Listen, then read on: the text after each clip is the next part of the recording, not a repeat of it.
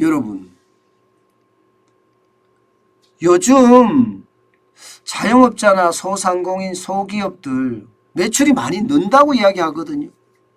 실제로 말입니다. 거리두기가 해제되고 나서 매출이 굉장히 많이 늘었어요.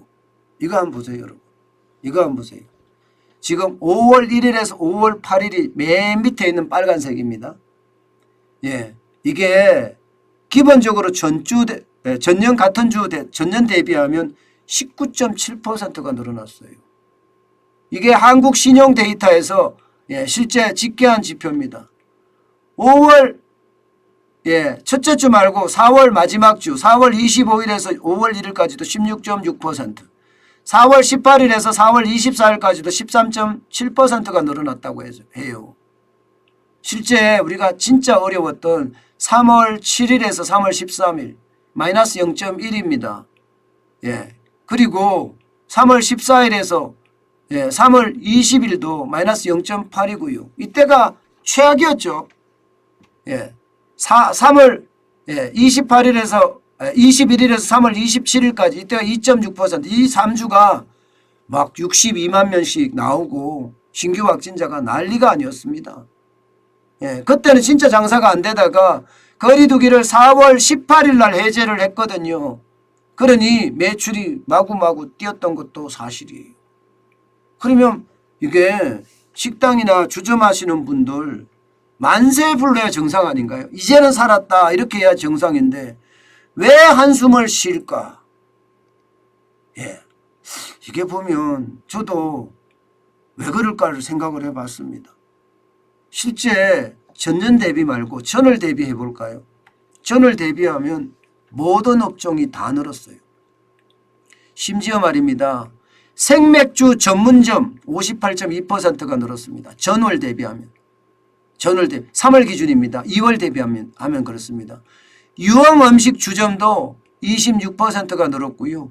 제과점도 13.2%, 양식점 있죠. 서양식점 11.1%, 고깃집 25%, 음식점업 13.8% 다 늘었습니다. 다 늘었어요. 전통시장이나 대형마트를 가봐도 사람들이 굉장히 많아졌어요. 굉장히 매출 당연히 늘어납니다. 매출이 안 늘어날 수가 없거든요. 이렇게 되니까. 아마 여러분들 지금 정환진 TV를 보시고 계시는 많은 자영업자분들의 매출도 많이 늘어났을 거예요. 많이 늘어났을 거예요. 저는 늘어났을 거라고 생각을 하고요. 그런데 한숨을 쉰다는 이야기가 나오니까 이게 뭐 데이터가 뭐가 잘못됐나 그런 생각을 할 수밖에 없잖아요. 실제로 그 데이터를 보니까 말입니다. 이게 2020년이나 2021년을 대비해서는 늘어요. 2020년 여러분 최악이었잖아요. 최악이었잖아요. 이때는 유흥주점이나 생맥주 전문점은 그야말로 문을 닫아야 할 만큼 어려웠습니다. 2021년도요. 조금 늘어난다고 하지만 늘어난 게 9%, 9.5%예요. 2022년에는요. 더 최악을 맞았어요. 유흥주점이나 생맥주 주점은. 그런데 여러분 2020년 대비 2021년 대비잖아요. 2019년 대비는 없습니다. 2019년 대비. 2019년은 코로나19의 전이잖아요. 그런데 2019년 대비해서도 지금 굉장히 많이 떨어진 것으로 나타나고 있습니다. 쉽게 말하면 여러분 거리두기를 해제를 했지만 소비가 그만큼 빠르게 회복을 못한다는 겁니다.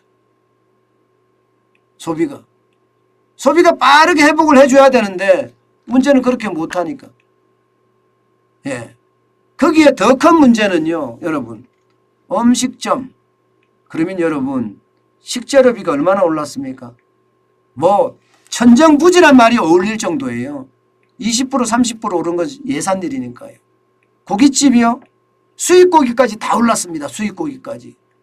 고깃집이 이게 영업이익이 줄어들 수밖에 없는 구조예요. 서양식은 고기가 줄어들면 당연히 줄어드는 그런 경우고요. 제과점이요. 밀가루 폭등이잖아요. 밀가루 폭등. 그나마 여러분 그나마 좀 낫다고 하는 데가 유흥주점이나 생맥주 전문점은 조금 낫다고 해요. 왜? 장사를 아예 못하다가 이제 장사를 하니까 좀 낫다고 해요. 그렇지만 여기도 예, 2019년 대비하면 아직 멀었고요. 2018년 대비하면 예, 묻지도 마라 이렇게 이야기할 정도로 상황이 굉장히 좋지는 않습니다.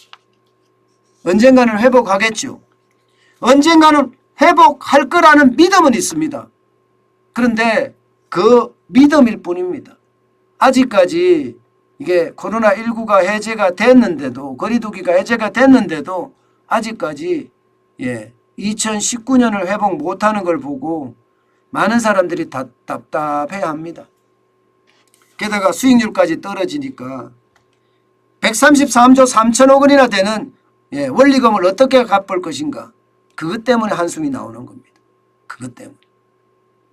결국 장사가 좀 되고 매출이 일어나고 순이익이 커지고 이러면 원리금 갚는 거는 고생해서 좀 한 3, 4년 고생하지 뭐 아니면 한 5년 고생하지 뭐 이렇게 생각하고 갚을 수가 있는데 그러지 못하는 게 현실이라는 게 참 안타깝습니다. 이게 여러분 예상했던 것보다가 급속도로 늘어나고 있지는 않습니다. 결국 말입니다.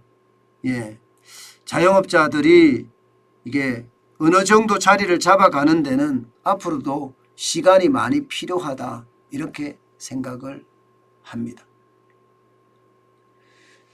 그렇지만 진짜 중요한 게 하나 있습니다. 뭐냐고요? 자영업자들이 가지고 있는 의지입니다. 대한민국의 이 많은 사람들은요, 이 의지가 굉장히 강해요. 하고자 하는 것을요, 밤을 새우든 날을 새우든 상관없습니다. 무조건 해야 됩니다. 그런 도전의식이 철두철미하고요. 또 그 도전의식 때문에 다 살아남았습니다. 오죽했으면요. 죽음을 각오하면 죽을 것이요. 살 것이요. 살 걸 각오하면 죽을 거란 말이 나오겠습니까? 생적사 사적생이라고 하잖아요. 살려고 하면 죽고 죽으려고 하면 산다는 이순신 장군의 어떤 명문이 지금 다시 또 생각이 들어요. 이미 조선시대 때부터 그랬어요. 우리는요. 진짜 열심히 살면 그 열심히 사는 와중에 우리의 길도 보일 거다. 그런 것을 봐왔기 때문에 분명히 한국인인 이상 우리는 버틸 거고 또 버텨서 승리를 쟁취할 것입니다. 저는 그렇게 믿습니다.